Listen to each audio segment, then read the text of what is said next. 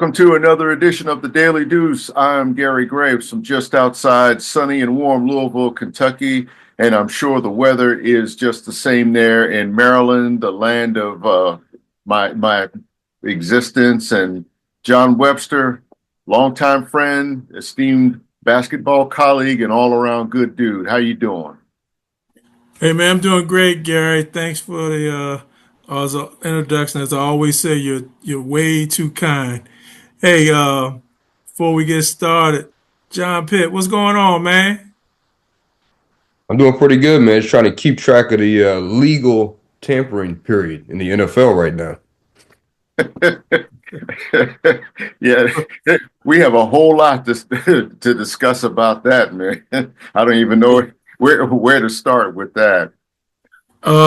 Before we get too far in, Gary, you just got some breaking news, which is very unfortunate and sad. If you want to share it.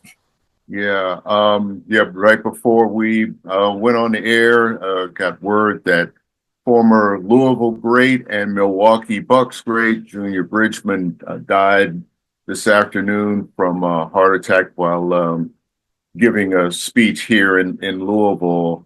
Anybody that followed the NBA in the 80s, 70s and 80s knew about him. Anybody that followed college basketball over that same period knew about Junior Bridgman. He was part of some just great Louisville teams, and it's kind of a stunner. Of course, like one of Louisville's greatest players. I mean, we're talking like top three, and it's just really a sad thing. He was heavily involved in the community here, not just with Louisville sports, but really on the sports scene in general. He was a co-owner of Valhalla Golf Club, which last year hosted the PGA Championship, and next year we'll host the Solheim Cup for women's golf. And I mean, it's just a huge loss. And, personally for me, just really a great guy to talk to.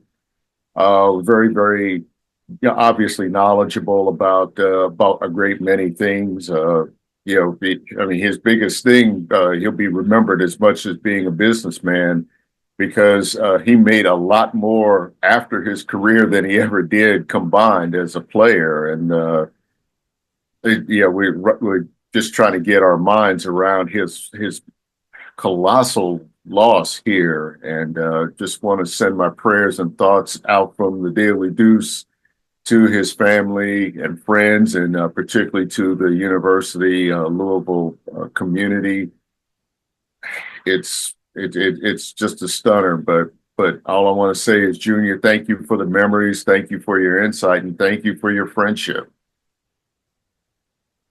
Gary, thank you for those kind and for those kind words. It's greatly appreciated, and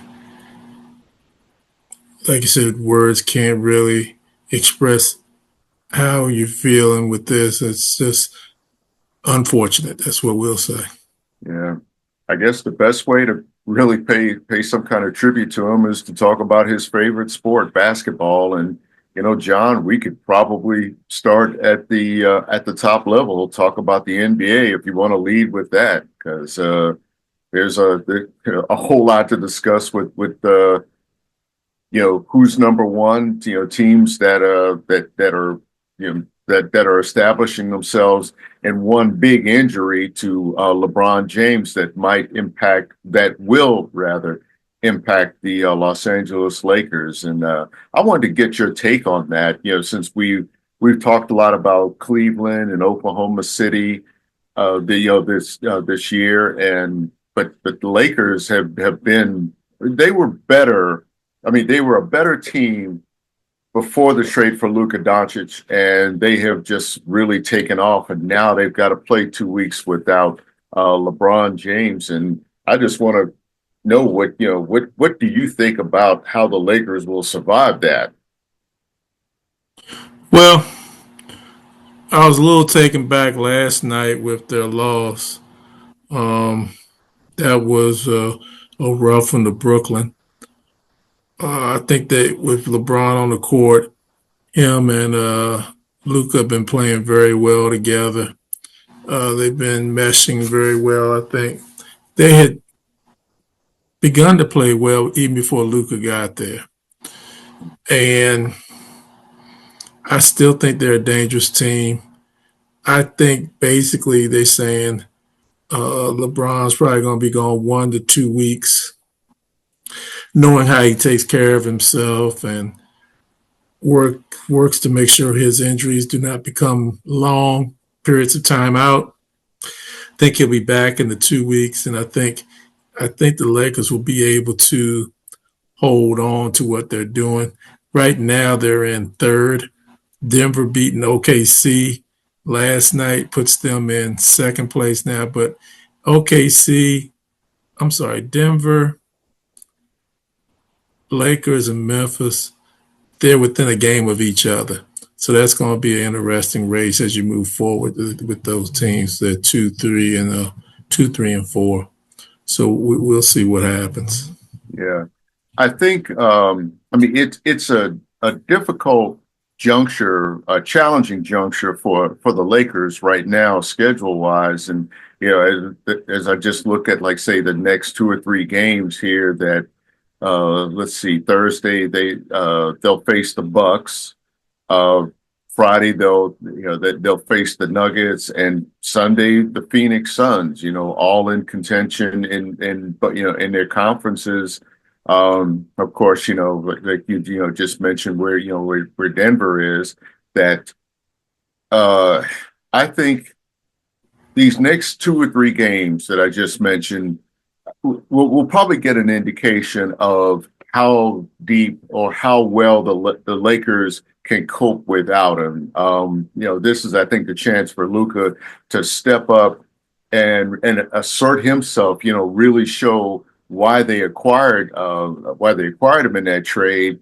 And again, this is a chance for him to kind of take this team and make this his team, because obviously the trade was done for their future. I mean, it was done as much for the present, but the Lakers obviously had a big eye toward their future after LeBron retires, whenever that is, and now is really his chance to shine and see how strong this team can be with him in charge. Well, I think it's a fair statement that you're making. I expect them to maybe stay around 500 with him, with LeBron out. And I don't, I think they'll still be in the middle of things when he gets back. And then we'll see what happens. I tell you, another team out west that is beginning to surge, but I don't know how far up the scale they're going to be able to go, are the Golden State Warriors.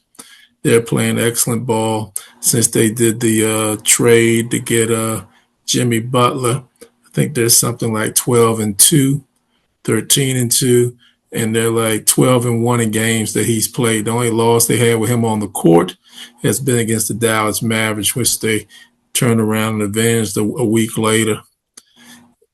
Jimmy Butler is a unique ball player. I really like how he plays, and he adds a dimension to Golden State that they really haven't had since the Clay and Steph Curry days.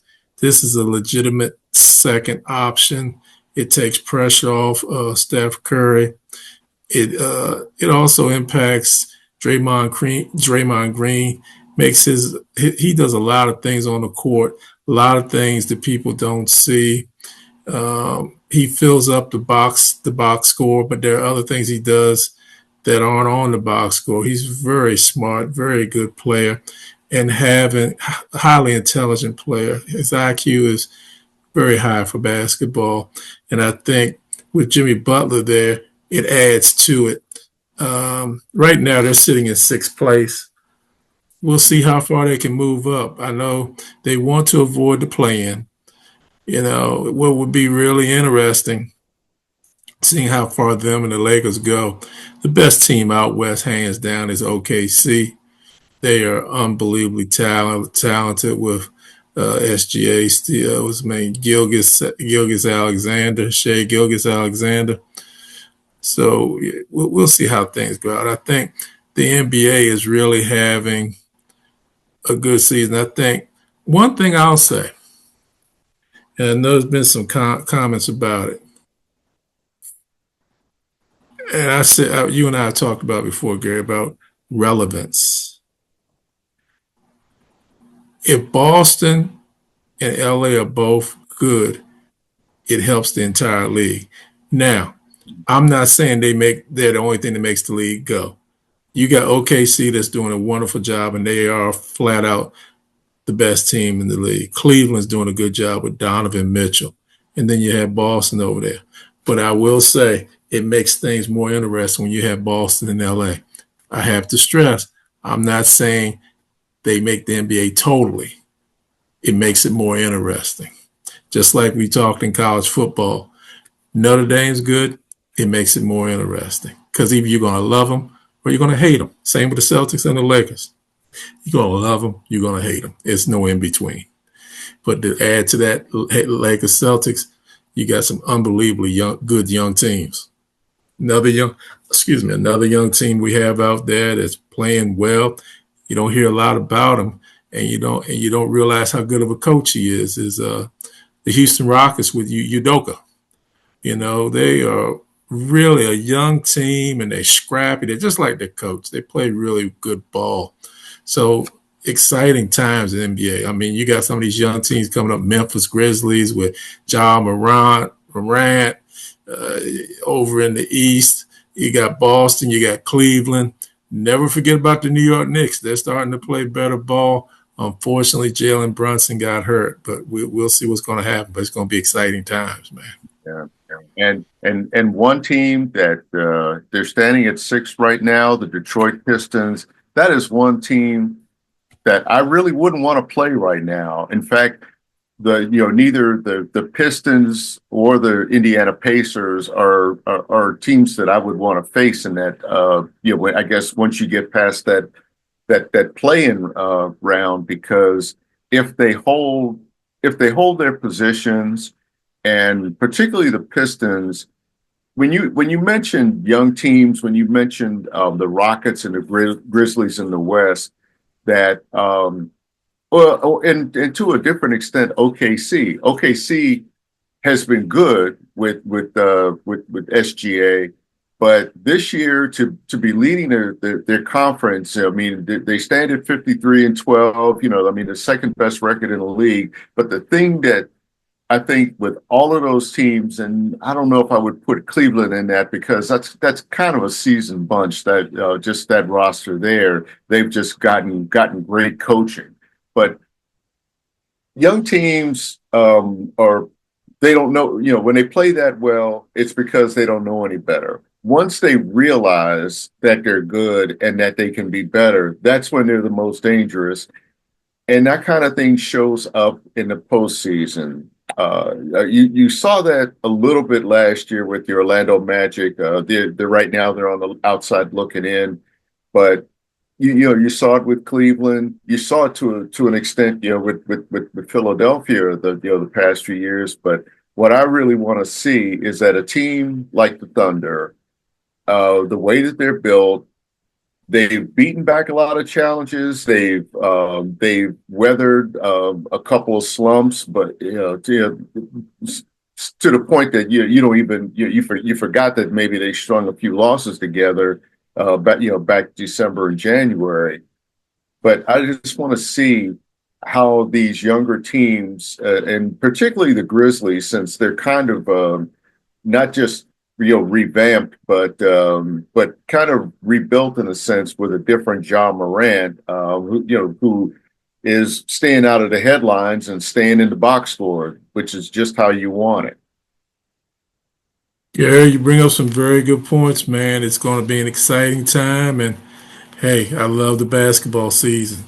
But as we're talking about this basketball, there's also the off season, which is a whole nother season for the NFL now. Unbelievable with the free agency and everything they have going on. Some of these trades. What do you think? How do you think? How do you think this is going to affect the Commanders? Well, getting Debo Samuel, I'm still like, did this really happen? Because I can't remember. I guess it was probably, well, let's see. Yeah, I missed last week, but yeah, I guess it was like a week ago Sunday that that trade happened. I was like, did that really just happen? Did they really just get like a bruiser, hybrid back and receiver who who despite being off a little bit, you're still talking about a guy who had like 600 yards, and he joins a team that came within a game of the Super Bowl. It just gives them another weapon. I'm stunned with that, but what I'm really watching, John, and I was making notes about this today, is just some of these free agent signings. Here we are thinking Myles Garrett was going to end up in another uniform, and he stays with Cleveland at 40 million a year, and for now the highest paid non-quarterback in the league. Hey, I'm like you. I thought he was going somewhere else. Yeah. But my hat's off. Kudos to the Cleveland Browns for being able to work it out. It also says Cleveland is serious about trying to win next year. So that Yeah. AFC North, with the Bengals, with the Browns, with the Ravens, and with the Steelers, should be very interesting. You look what the Browns did. Keeping him is like a major free agent signing or like a major draft pick. They did a lot. Then you look at Pittsburgh. They signed a very good receiver in DK Metcalf. That helps them. Now the question becomes Aaron Rodgers, Russell Wilson. So Uh, again, uh, uh, yeah. Okay. I'm going to say Russell Wilson at this point, John, because uh, despite the finish last year, despite the collapse at the end of the season, uh, what Russell Wilson still put up some decent numbers. What really concerns me about Pittsburgh, you pick up a DK Metcalf, but then you lose Justin Fields to the New York Jets. And I mean, he had good moments there, early in the season while Russell Wilson was healing, and then in really a controversial move at the time when he switched to when Mike Tomlin went to Russell Wilson, and they seemed to take off from there. But we look at both of these quarterbacks, whether it's Rodgers or Wilson, and just think how many more years, really more for Russell Wilson than for Aaron Rodgers. And you have to think about the future. And who do Justin Fields, I thought, would be that quarterback that could take over. He was finally in a system that seemed to look to his talents. He had a good nurturing coach, but I guess, like I said, you go where you feel like you can get the playing time, and I think it obviously helps the Jets. I mean, anything can really help the Jets at this point, but I was kind of hoping he would stay in Pittsburgh because that torch would be passed there. yeah, I was surprised that Fields got out of town. Happy for him that the Jets are going to give him definitely a shot to be the starting quarterback. It was not guaranteed he was going to be a starting quarterback with the Steelers. Mhm. But I'm hearing and reading they are seriously considering Aaron Rodgers for this job. I'm reading it. I'm reading it and hearing it. I see your face. Excuse me again. Yeah, I see your and face, but I will see. yeah, Um, but it's like a tax audit. You know it's coming, and you just have to brace yourself. But and I really hate to look at Rodgers like that, but between the injury, between just Aaron Rodgers being Aaron Rodgers, for reasons off, not necessarily related to football, that if I'll say it like this, Pittsburgh if Pittsburgh wants him and they want him to be part of that, there's no better coach he could have than Mike Tomlin, because Tomlin doesn't play. for all these people that say, well, all Tomlin is concerned about is just having a winning record. He's not concerned about a Super Bowl. Shut up. I don't want to hear it because they still want to win a Super Bowl. He's not just happy with the status quo. And you could tell with that swoon they had at the end of the season, he wasn't happy with that. But I think he was just resigned to let's just see if we could get lucky. Maybe in the playoffs, that of course that didn't happen. But then who are you going to have walking in the door? I always like to use Rick Pitino's line that so and so ain't walking through that door. Well, Chuck Noll or Bill Cowher aren't walking through that door. He's won you a Super Bowl. If anybody can get something out of Aaron Rodgers, just like he got something out of Justin Fields, and he found that other year with Russell Wilson, he can find something with Aaron Rodgers. Aaron Rodgers has to learn how to be coachable. That's the biggest thing to me. And I think each day that goes by where no decision is made in Pittsburgh about the quarterback inches closer to the quarterback being Aaron Rodgers. Mm-hmm. If you really wanted Russell Wilson, he's already in your locker room. You would go ahead and lock it in. So I don't know how that's going to work out. It'll be interesting.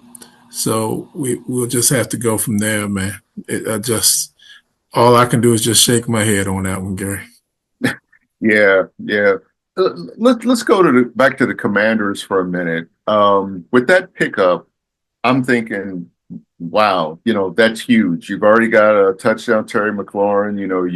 You've got the rookie of the year in Jaden Daniels. You've got a solid running game, and you re-signed Zach Ertz. So, all those pieces are there. The question is, how do you use them now? How much different do you feel like Deebo Samuel makes Washington? Well, they also had another pickup. They pick up the guy. I never get his name right or say it correctly. Tunse. He used to be with. He Yeah. was with. I think he was with Tennessee or Houston, one of those teams. That's a good move because that's going to give you a left tackle to protect the blind side of Jaden Daniels. They made some very good moves on defense. I'm on offense. They've gotten Deebo Samuel. They also lost Diami Brown. He signed with another team yesterday. So your receivers, you have Samuel, you have Terry McLaurin, you have Zacchaeus. Don't forget, I think this year you're going to see a little bit more of McCaffrey, Lance McCaffrey. I think he'll do some things. Yeah. Running backs, you still got Ekeler back there, and you still got Robinson. What I am concerned with the Commanders, they've lost some. They signed Bobby Wagner, but they released Jonathan Allen. Jeremy Chin signed yesterday with another team. I'm concerned about the defense. You need some defense. You need some more defense to step up in there. You remember the problems, the challenges they had with the run defense. You need some guys to plug that hole up. Really need to plug the hole up. Maybe they're waiting on the draft for that, Gary. I don't know, but I do think, in my opinion, you still need some defensive players. Yeah, I'd agree. And when you mentioned the tackle Laramie Tunsil, that's what I thought you were referring to. Yeah, who played at Ole Miss, and I always thought whoever got him, was getting a stud, and you saw how much he helped down in Houston, and that's a huge pickup as in terms, especially in terms of that backside sealer, on the left side. So I think, of course, offense fills seats and defense wins championships. So yeah, they've taken care of one side of the ball in free agency, and some people think that they really didn't do all that well, and I'm thinking it's still early. But to your point, the draft, I think maybe that's where they can fill some holes, maybe make a couple more trades. So it's still early. That's all I can really say about that. Everybody that wants to say, yeah, well, they were losers in this. It's still early because you just never know how free agency is going to turn out. I mean, in football, being football, John, that it is such an inexact science that you just never know until the second week of September. Again, you bring up very good points. So we're going to see how this is going to work out for the Commanders and the Steelers and all the other teams in the NFL, their second season, the off season. Yeah. And we're going to our third segment.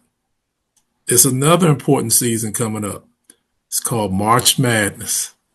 So we're going to talk a little bit about the women, and then we're going to talk a little bit about the men. The women this past Oh, weekend had started off with their tournaments. They got some more of the mid-major tournaments this week. Your top four right now, I don't think that's going to change much. UCLA, South Carolina, UConn, USC.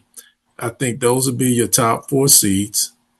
Notre Dame has slid down that slippery slope. They're not playing like they were earlier, so I think they'll be a second seed, maybe even a third seed with the way they're playing right now. yeah. The interesting thing is what bracket they'll end up in. I think Texas is going to end up in a second seed. I think LSU will probably end up in a third seed this season. It's going to be really interesting. I love Notre Dame. Mhm. Anna Hidalgo and Olivia Miles. Hannah Hidalgo and Olivia Miles. Love the team. Love what they do. Got a great outside shooting and they're really poised. But it's going to be interesting. You never can bet against Dawn Staley in South Carolina. They are tough. I want to tell you something, man. They got a player on that team. I'll just say her last name because I will mess up her first name. Full Wiley. Oh, And oh, Malaysia Full Wiley. I'll help yeah, you with yeah, that one. yeah. I just think she is an unbelievable player. I think she plays hard and she's fast as lightning. Now the thing is, sometimes does she move too fast and try to make things happen sometimes when it's not there? Yes. But you got to live with that because if you don't, you're going to take away from the creativity that she has. And I just think each year she's going to get better and better and better. She's unbelievable. I just love watching her play. I love watching her shift gears and going to high speed. It's just unbelievable, unbelievable. Yeah. UCLA and USC. I think being number one seeds, I think they'll probably see each other again, Gary, and that will be interesting. UConn, that's the team we talked a couple weeks ago when they beat South Carolina. Paige Beckers and Aziz Fudd. That's a dangerous team. Backcourts, when you have good guards, we've talked about it. Good guards win championships. So they got great guard play. The Terps, the Maryland Terps. We'll see how they're So, going to do. It's going about to be men or interesting. women? Because you can make a case for both squads on that one. Yeah, Brenda Freeze does a great job with the women. I think they'll probably be a second or a third, probably a third. I think they'll be on the third bracket, third or fourth seed. Um, I don't know how far this team will go. They've played good sometimes this year. Other times they've not played as well. But we'll see what happens. We'll see what happens. We'll go from there. The team you haven't mentioned, John, I'm a little surprised. I understand, but I'm a little surprised that you haven't mentioned the Duke Blue Devils. Kara Lawson, I mean, in winning the ACC, and this after losing to Notre Dame, and I want to say it might have been twice, but the last time they lost at Notre Dame, but then they got them in the semifinals of the ACC tournament, and then come back to beat NC State.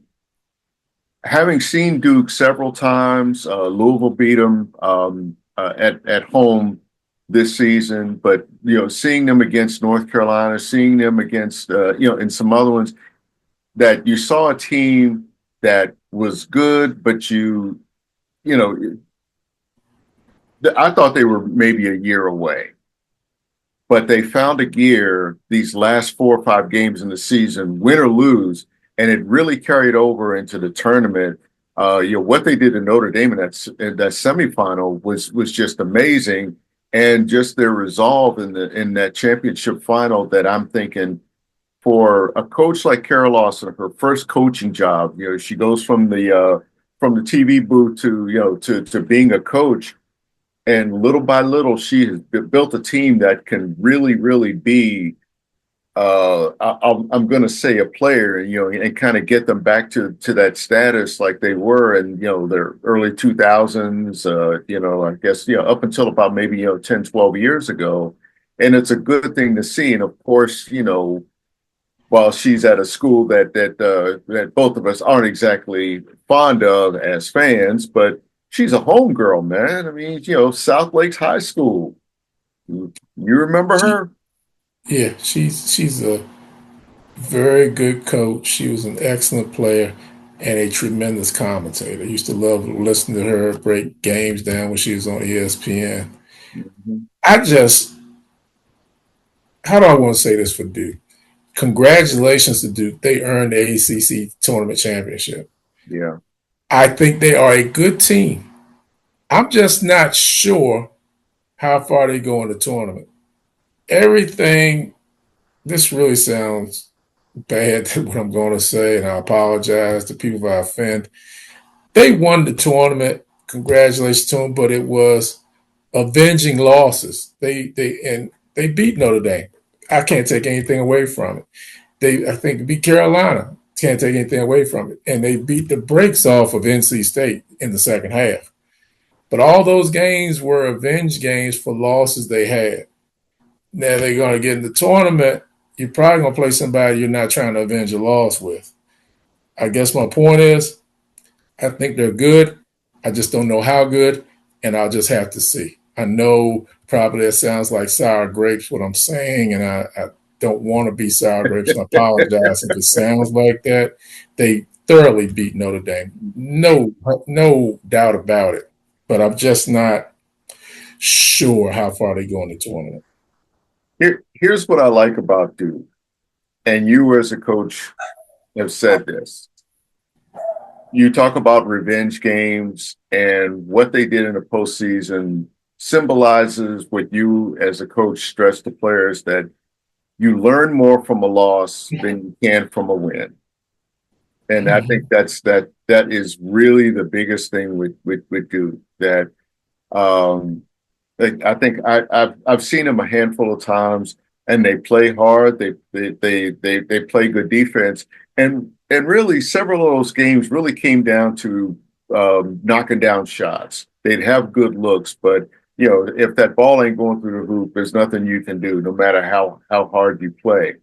Mm-hmm. And I think that's the thing that helped them in the postseason. And of course, familiarity breeds contempt when you are when you play in a conference, and you sometimes, if you're Duke, you see North Carolina twice, you see NC State twice, you have to go to Notre Dame and win games in Louisville, and even like Virginia Tech, and I would even say, I dare say Virginia too, and have to win. And that conference grind, it gets to you. But it's going to be interesting. Now, of course, before we talk about the men, well, I'll just say, let's just talk about the men, because the tournaments this week are going to be very, very interesting.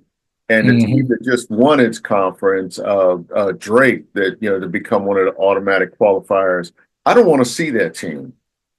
I could see them playing. I could see them as maybe a 5 or a 6 seed. They'll probably be seeded like seventh or eighth, but that squad to win that conference, that win that MVC, that was just impressive. They're tough, man. And they play very good sound basketball. They can shoot that basketball too, and they're a tough team. we'll see what's going to happen. These tournaments this weekend will make a big difference. You know, you got the Big Ten tournament coming up with Michigan State sitting there. And then you also, with the Big Ten tournament, you had that team in College Park. What do you call them? The Maryland Terps? So Maryland Terps, the tough Terps. You'll see how Maryland does. I think if right now Maryland's probably sitting at I would say a three, number three seed in the tournament right now. If they go ahead and win the tournament, I think they can get a number two seed. Your number one seeds right now in the tournament, I'm looking at Duke, Houston, Auburn, and Florida, but that can flip flop because Alabama's right there. I think Alabama and Auburn are going to see each other again this weekend. And St. John's. St. John's had a big win on Marquette this past weekend. A big win. You and I both love Rick Pitino. You know what? It's all depends on what happens this weekend. Duke, no matter what happens, they're going to be a number one seed. Houston, no matter what happens, they're going to be a number one seed. The thing is, you're going to be playing against some teams that need some things a little bit more than you do. Carolina in this ACC tournament is playing, make sure they're in, and then try to get a decent seeding. The Big Ten, you're looking at, as we said before, you're looking at Maryland, and you're looking at Michigan State, you're looking at Michigan.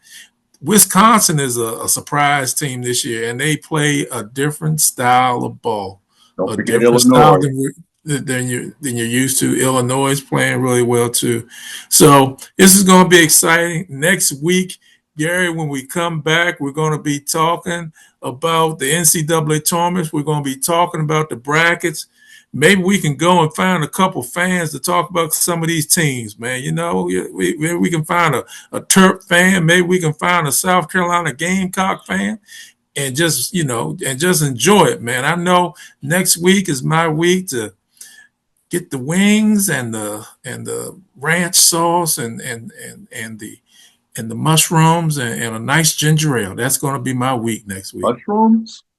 Oh, I love fried mushrooms, man.